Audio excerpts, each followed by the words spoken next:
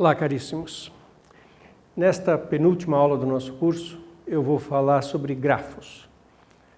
Então, grafos são uma ferramenta matemática extremamente rica. Ela é bastante antiga, ela tem 300 anos, desde o primeiro uso de teoria de grafos, mas ele ganhou uma importância muito grande nos últimos tempos, porque os gráficos fornecem exemplos, modelos para estudo de duas coisas que ganharam uma importância brutal nos últimos anos: redes neurais e redes sociais. Então, os grafos, como estratégia de construção de modelos, já tinha importância, mas adquiriu uma importância muito maior. Os grafos estão lá na origem da topologia. Eles foram criados pelo Euler, coisa de 300 anos, para resolver um probleminha real, probleminha provinciano da cidade de Königsberg, que era o problema das pontes de Königsberg, que eu já vou dizer qual é. O que é um grafo? Um grafo é um conjunto de vértices e arestas. Aqui eu coloquei 4 vértices e 1, 2, 3, 4, 5 arestas. Observe que, embora eu tenha usado a palavra aresta, e se use a palavra aresta, não tem que ser reto. E pode acontecer de 2 pontos terem 2 arestas ligando. E a aresta não precisa ser desenhada reta. Tem um conceito de grafo planar versus não planar, que é o seguinte: eu posso querer ligar esse vértice nesse e não passar por esse aqui. Tá? Então eu posso ter uma ligação por aqui. Eu posso também muitas vezes desenhar uma ligação assim, sem que isso seja um vértice. Isso significa como se essa ligação passasse por cima. Tá? Bom. Então o grafo é isso, é uma reunião de arestas e vértices. Uma condição fundamental é que toda aresta ligue 2 vértices. Né? Toda aresta está ligando 2 vértices. Não é obrigado que 2 vértices estejam necessariamente ligados por uma aresta. Os grafos podem ser grandes e vértices num canto não conversam com vértices no outro. O que eu preciso é isso, é que tenha essa estrutura de vértices e arestas. Também não precisa ser conexo. Alguns grafos nem são conexos. Tem um pedaço aqui, tem um outro pedaço aqui. Então tem 2 componentes conexas. O grafo não tem obrigação de ser conexo. O problema da ponte de Königsberg era o seguinte, e essa historinha é real, é uma historinha provinciana real. Na cidade de Königsberg passava um rio que fazia esse percurso, tinha essa ilha aqui, e essas 7 pontes ligando essas regiões de terra. Então aqui tem uma região de terra, aqui tem a ilha, aqui tem uma outra região de terra e aqui tem uma 4ª região de terra. E essas 7 pontes fazem as conexões. E a população de Königsberg passeava muito por esse lugar e tinha um desafio que circulava dentro da cidade, que era o de alguém conseguir fazer o percurso passando por todas as pontes uma única vez e voltar ao ponto inicial. Sai de um ponto X, percorre uma ponte, outra ponte, outra ponte, outra ponte, outra ponte, outra ponte e volta no mesmo ponto X.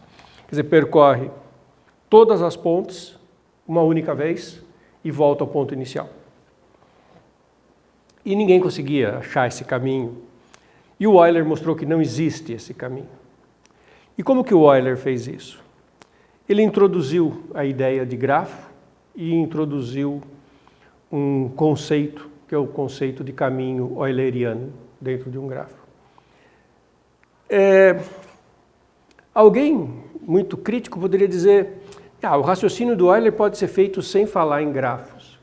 É verdade, pode, mas ninguém fez sem falar em grafos. Quando o Euler transformou o problema num grafo é que o caminho ficou visível, que essa afirmação ficou visível. O que o Euler fez para resolver esse problema?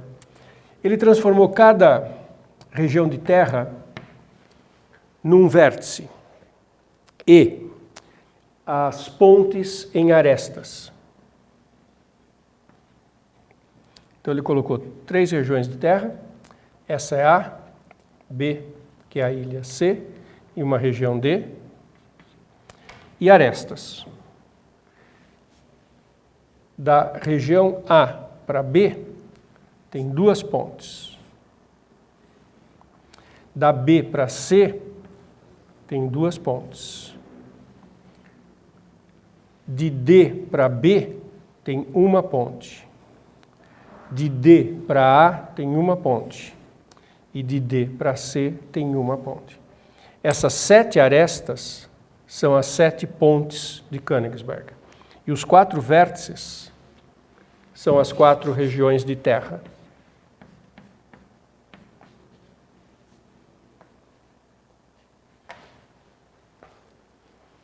E aí o Euler fez o seguinte raciocínio.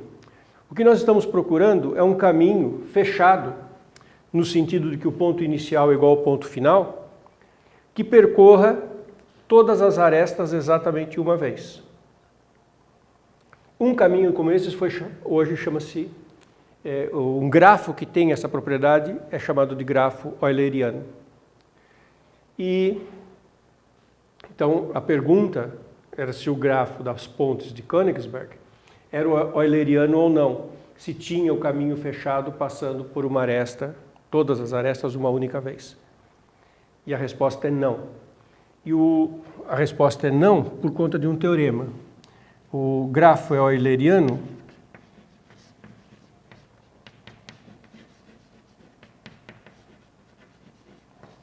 C e só C é todo vértice tem ordem par.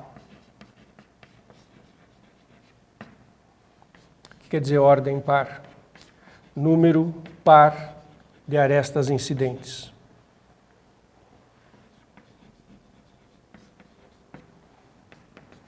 Então, um grafo, para ele ter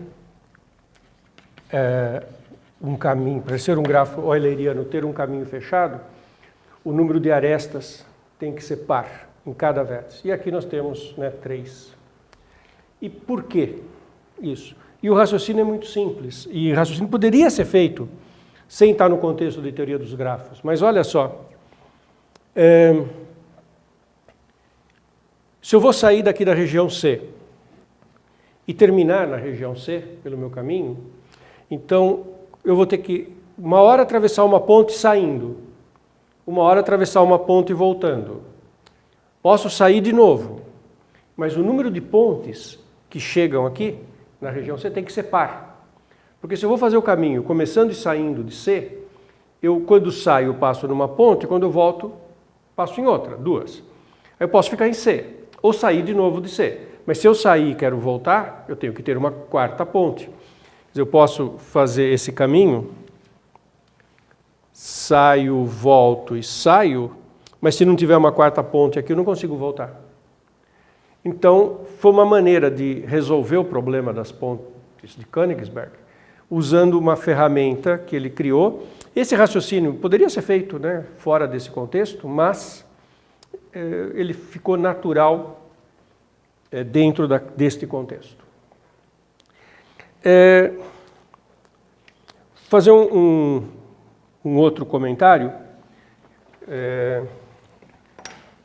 Um grafo euleriano.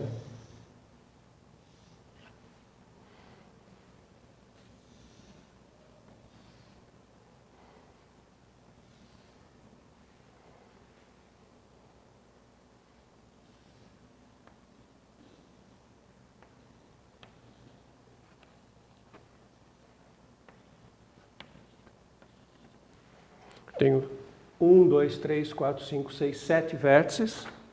E olha só, cada vértice, 2 arestas, 4 arestas, 2, 2, 1, 2, 3, 4, 1, 2, 3, 4, 1, 2, 3, 4. Todo mundo tem ordem par. Então esse grafo é euleriano. Então é possível fazer um caminho como o que não era possível nas pontes de Königsberg. Um caminho possível é esse aqui, ó. Aqui é o caminho 1, 2, 3,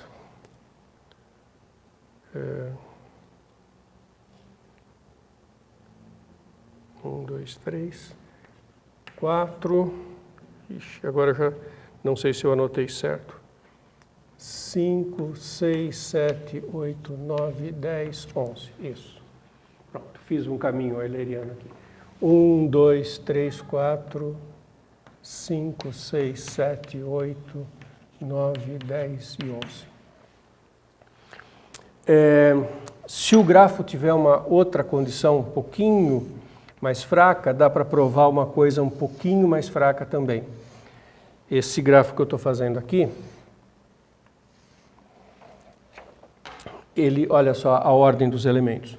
Aqui a ordem é 2, aqui é 4, aqui é 3, 2, 4 e 3.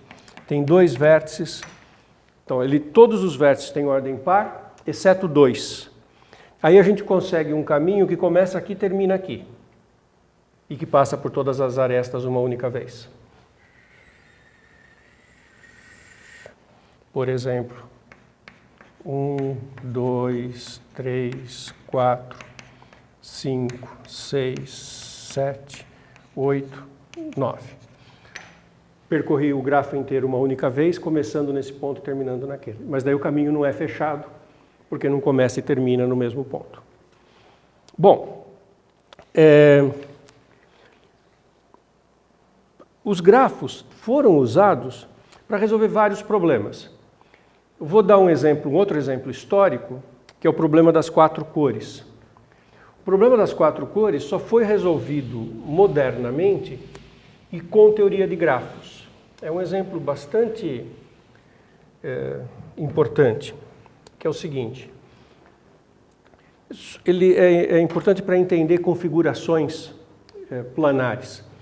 Ele é formulado em termos de se eu tivesse um mapa de um país, com um mapa de uma região com países ou estados de um país, com uma regra de vizinhança. Estados ou países vizinhos são vizinhos numa fronteira. Eu não conto como vizinhos estados como esses 2 que eu desenhei aqui, esse e esse. O único ponto de fronteira em comum é um vértice, então eles não são contados como vizinhos. Tá? Então, a pergunta é possível colorir um mapa qualquer usando no máximo 4 cores? Todos os cartógrafos sempre souberam que sim. 4 cores é suficiente para você colorir qualquer mapa, de modo que países vizinhos tenham cores diferentes. Não precisa mais do que 4 cores.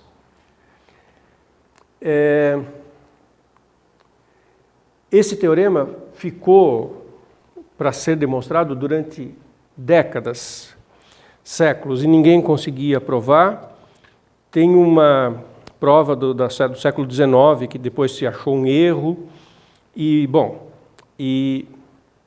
isso ficou para ser provado. Ele foi provado em 1977 com a seguinte estratégia. Se criou um grafo associado ao país, em que cada vértice é um estado. Então, como é que foi abordado o problema de colorir um mapa? Se constrói um grafo associado ao mapa, sejam países ou estados. Da seguinte forma, cada região, país, estado ou o que seja, vira um vértice. Então aqui eu tenho 6 vértices. E aí eu construo um grafo com a seguinte regra. Eu junto 2 vértices se eles são estados vizinhos. Então esse vértice liga nesse e esse vértice liga nesse. Porque esses 2 estados são vizinhos. Aí esse aqui tem 3 vizinhos. Esse e esse. Esse aqui tem um vizinho à esquerda, um à direita e dois para cima. Então, um vizinho aqui e um vizinho aqui. Esses dois não são vizinhos, porque eles não têm fronteira em comum. Então, 1, 2, 3, 5, 6, acho que eu não esqueci de nenhum vizinho, né? Aquele ali tem 2 vizinhos, esse aqui tem 3 vizinhos, esse aqui tem 2 vizinhos, esse aqui só tem 1 vizinho, esse aqui tem 3 vizinhos e aquele ali tem 2 vizinhos. Então, tá. Então, eu faço um grafo em que os vértices são regiões e as arestas indicam vizinhança. E agora o que eu tenho que fazer? Eu quero colorir os vértices. Se eu conseguir pôr cores diferentes nesse vértice, então nesse vértice eu ponho azul. Nos vizinhos eu tenho que pôr outra cor, porque eu estou tentando colorir o mapa com cores diferentes, de modo que países vizinhos tenham cores diferentes. Então se esse vértice eu ponho azul, esse não pode ser azul nem esse. Esse já poderia ser azul. E assim vai. Então eu construo o grafo e tento colorir o grafo. E isso foi feito em 1977. E, curiosamente, o que os autores fizeram? Eles fizeram um programa de computador. Eles reduziram todo e qualquer mapa a um conjunto muito grande de grafos e coloriram os grafos via inteligência artificial.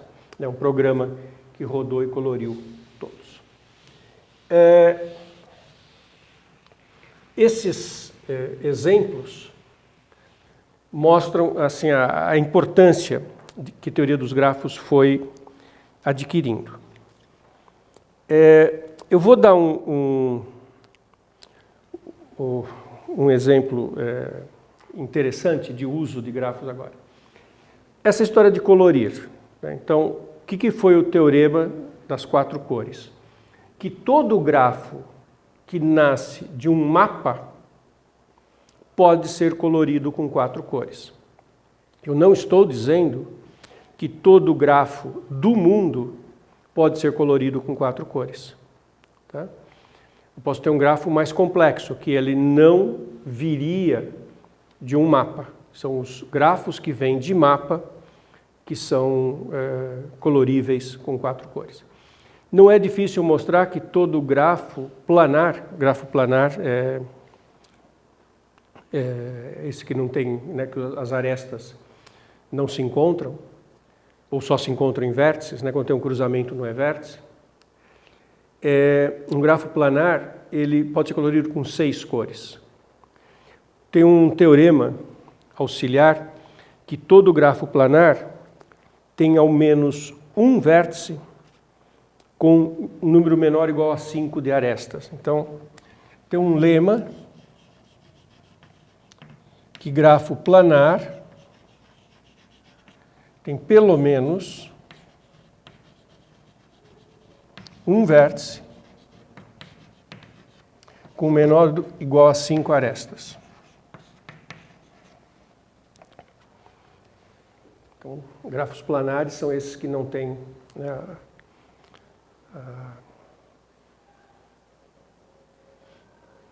as arestas não se cruzam, a não serem vértices. Bom, com esse lema, é possível provar que 5 cores são suficientes. E a demonstração é muito simples. E ela usa uma ideia que é comum em teoria de grafos. Olha como é que se faz a demonstração de que seria o quê? O teorema das 6 cores. 6 cores são suficientes.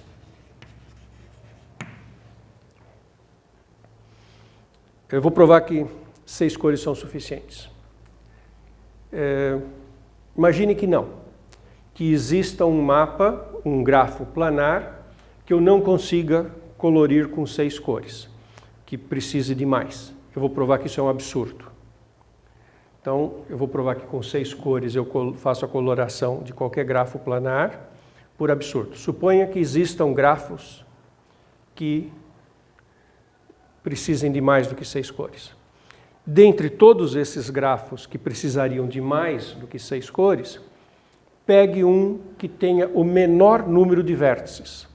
Você tem grafos grandes e pequenos. Escolha um com o menor número de vértices.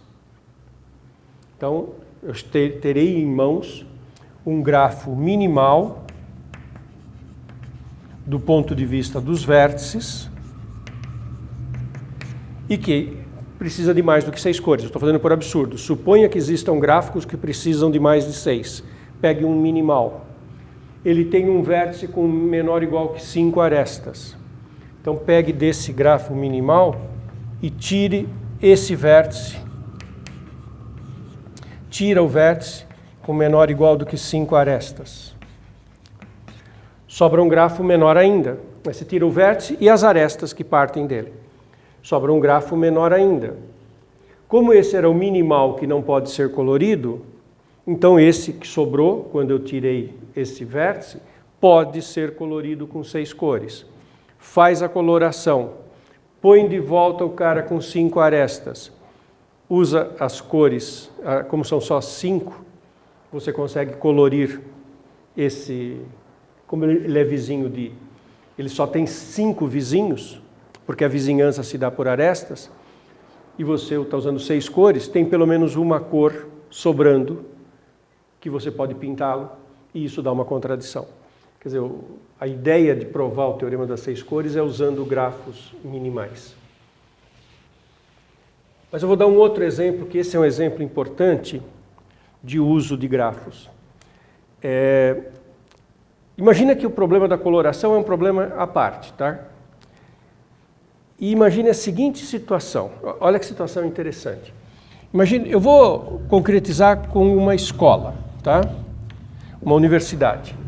Mas podia ser qualquer coisa, né? Esses exemplos de modelinhos têm essa característica, né? A gente concretiza para poder ajudar a cabeça da gente a pensar, mas rapidamente a gente percebe que tem uma coisa muito mais geral por trás. Muito bem. Uma universidade com muitos cursos, N disciplinas em andamento.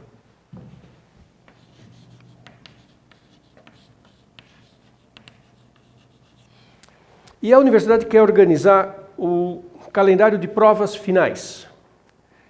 E para otimização de recursos, ele quer fazer um calendário de provas assim. Vão ter várias disciplinas tendo provas ao mesmo tempo. Só que ele quer evitar que um aluno que esteja matriculado em 2 disciplinas seja convocado para provas simultâneas em disciplinas diferentes, porque isso geraria um conflito. Então, esse é o cenário. Eu tenho uma instituição com N caixinhas, que são as disciplinas. Eu quero fazer um pareamento dessas caixinhas. Eu tenho um monte de indivíduos que estão vinculados a diferentes caixinhas. São os alunos que estão matriculados nas N disciplinas. E eu quero fazer um pareamento em que cada aluno esteja numa disciplina, num certo horário para fazer prova, e que todas as outras disciplinas em que ele está matriculado não tenha prova no mesmo horário, esteja fazendo prova em outro horário, para que ele não tenha conflito de horário. Interessante essa gestão, né, de recursos. Olha que legal. Faz assim, disciplinas viram vértices.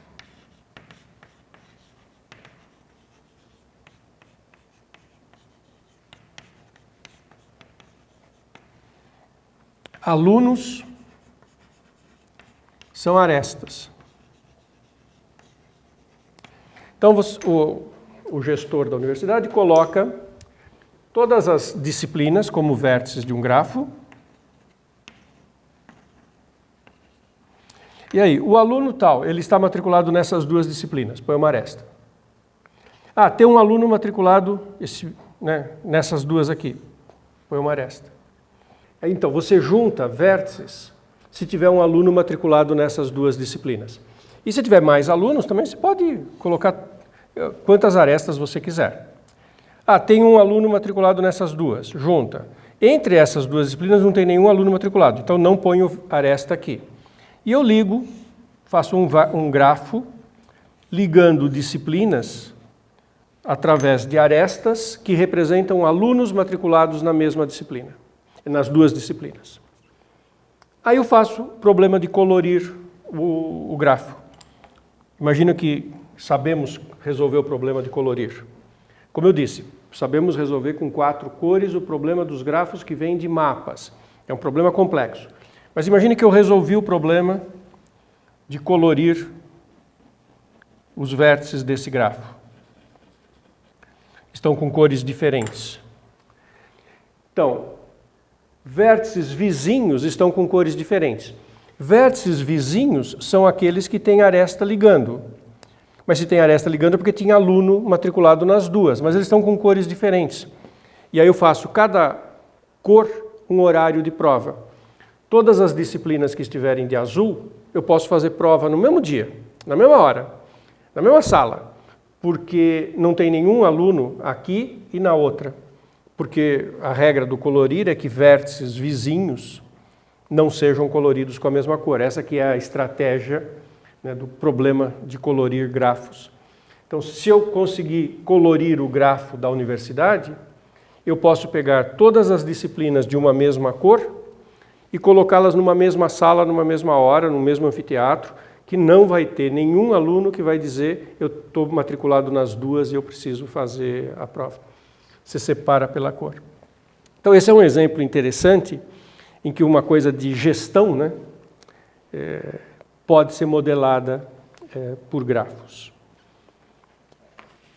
Tem um monte de outras coisas que começam a ser modeladas por grafos, além do problema das 4 cores, né? Tem a questão de redes sociais. Mesma coisa, né? Você tem aqui pessoas e vínculos entre pessoas, com quem que cada uma dessas pessoas se relaciona. E existem estudos que estão sendo feitos de comunidades indígenas, de ancestralidade. Existe um historiador brasileiro que usou grafos para fazer a rede social, comercial, de uma região da Mesopotâmia há 4.000 anos atrás, a partir dos tabletes que se tem. Veja, a pessoa estava estudando a questão de estabelecer as relações econômicas e de poder numa cidade da Mesopotâmia, 4.000 anos atrás. E, através das inscrições dos tabletes, ele estabeleceu a rede social que existia naquela comunidade, usando grafos, que é essa ferramenta. Rede neural é a mesma coisa, né? Aliás, a imagem que a gente faz do cérebro, né, dos neurônios, já é um grafo, né? A gente fica imaginando todos os neurônios conectados um com outro. Os neurônios já são arestas e as sinapses são os vértices, né? Então, grafos acaba aparecendo com muita força. E se pode acrescentar também a questão seguinte, que é uma ferramenta importante.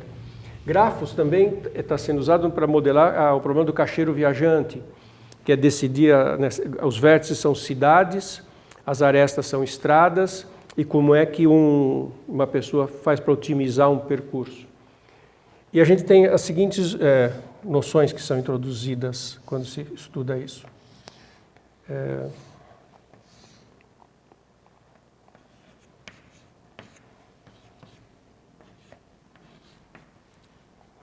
Suponha que eu tenho uma noção que é distância entre o vértice A e o vértice D. Eu posso ir do vértice A ao vértice D por muitos caminhos. O mais curto eu vou por 2 arestas, né? Eu vou de A para B, de B para D. Mas eu podia também ir do A para o D, indo do A para o B, do B para o C, do C para o D. Então a distância do A para o D é 2. Mas, em teoria de grafos, também muitas vezes você tem que acrescentar um outro valor. Quando se trata, por exemplo, de um mapa com estradas, pode ser interessante eu colocar números aqui que podem representar distâncias numa estrada, representar custo para fazer coisas, enfim. Está ligado a um problema real de conexão entre esses vértices. E aí eu tenho a noção de comprimento, que não é distância, é comprimento de A a D. Tenho muitas maneiras de ir para o A, de A até D, Eu posso ir até o B, né, C. Posso ir por outros caminhos. E aí, dependendo dos números que estão aqui, se esses números forem muito pequenos, eu vou do A para o D pagando 3 pedágios, e se eu for pelo caminho que é só 2 arestas, eu pago 6. Então, em teorias de otimização, você tem essas duas noções, distância entre vértices e comprimento entre os vértices, onde você pondera essas distâncias. E diferentes problemas têm sido tratados com grafos. É uma estratégia de modelagem extremamente poderosa e que cada vez mais tem problemas sendo resolvidos com o uso de grafos.